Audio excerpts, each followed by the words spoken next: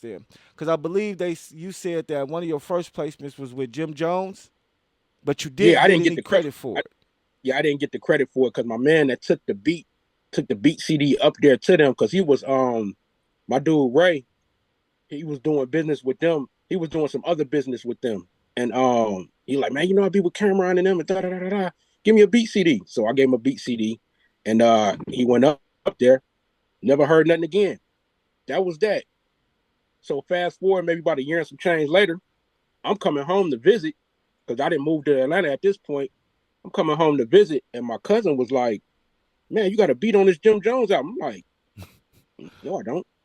Like what you talking about? I'm like, "You probably hearing something you think is mine, but it's no, I don't." So I go over his house, link up with him. He like, "This is the song right here." I'm like, "That's my beat." And then I had to really jog my memory, like, oh. And then shortly after that, I found out my dude ended up going to jail. Oh, so he was That's never where able the to tell connection you. got. Yeah, you know what I'm saying. That's where the ties got severed or whatever, and the communication got cut off. You know what I'm saying? So that's how that way. Like it ain't no shade towards Jimmy or nothing like that. You know what I mean? He had no way of finding out who made the beat. Right, right, of course, because if old boy locked up, then Yeah. you And I know. end up talking to him later on. He told me everything that went down and how it went down and all that. I'm like, yeah, man, I ain't tripping. It is what it is. Right. I mean, once again, you know it's yours, and people know it's yours. So I mean, and then once again, that probably opened a few more doors for different opportunities if they wanted more beats from you. Because did you work with Dipset and Cameron them anymore after that? No, I never worked with him after that. I talked to my man Ray one time. He was still locked up when I talked to him. He called me from the Bing. So, Oh well, uh, them Bird Gang dudes. They was in the streets. So yeah, it was probably yeah, you know what I'm saying. So, um, shout out to Ray though. You know what I'm saying. He had the best of intentions. You feel me? Right. You know what I'm saying. Hey, Um, but yeah, I never. I That was my last time talking to Ray. Actually, I don't know when he got out. You know what I'm saying. If he got out, I know what he went I, up for. You I know ain't what I talked mean? to Ray since then. This has been 20 years, man. I ain't seen Ray since he nah, that's funny. Literally. You know what I'm saying. But shout out to Ray though. Well, you did talk about another placement that you got. I believe that was after that, the one with Rick Ross. Now, Yeah. So the Rick Ross placement, I still don't know how he got that beat, but the if you look the record up, it's called Grip and Grain. The crazy thing is that's me on the hook. so you put cut vocals on it too.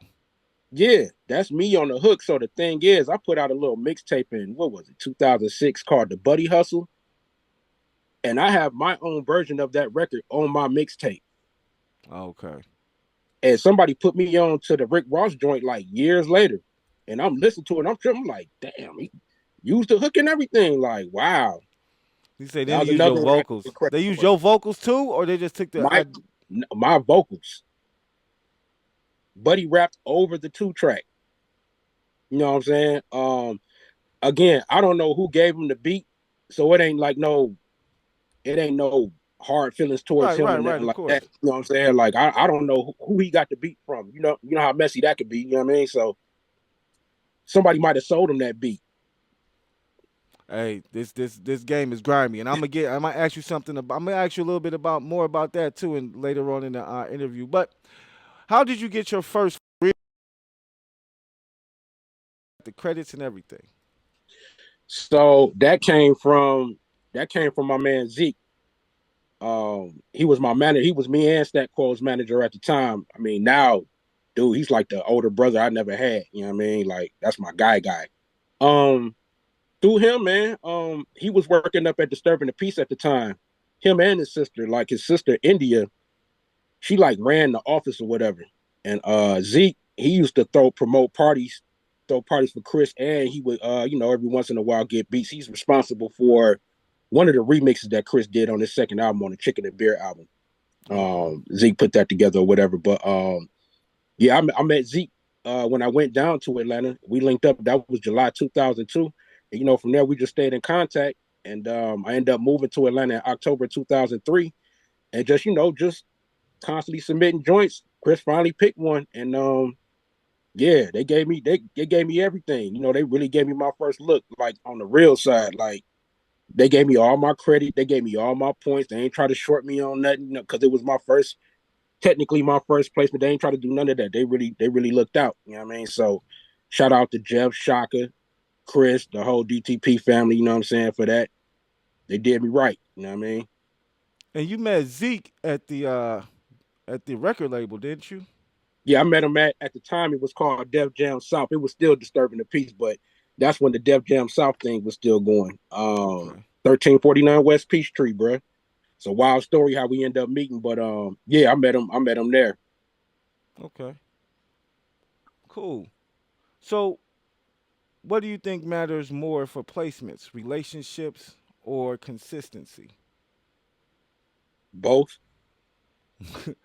Both. You can't, because I mean, you Yep. can't have one without the other, huh? For real. Okay. Hey, you need the battery and the alternator in the car. You ain't Right. going nowhere without either one of them.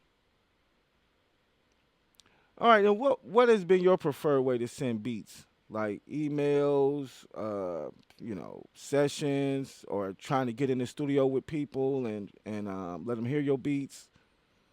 Um, luckily for me, that's what Zeke did. Zeke was the elbow rubber. He was the mover and the shaker. So I had the luxury of being able to stay in the basement and at Stat's house and just hammer out beats. Now there have been a few occasions where I did get in the studio with the artist and actually cut the record outside of Stat because I lived with him at one point. So outside of Stat, the Franchise Boys record, I actually got in the studio with them, got to play them the beat in person, and they cut the record on the spot. Oh, okay, that's dope. You know what I'm saying? So that was one occasion.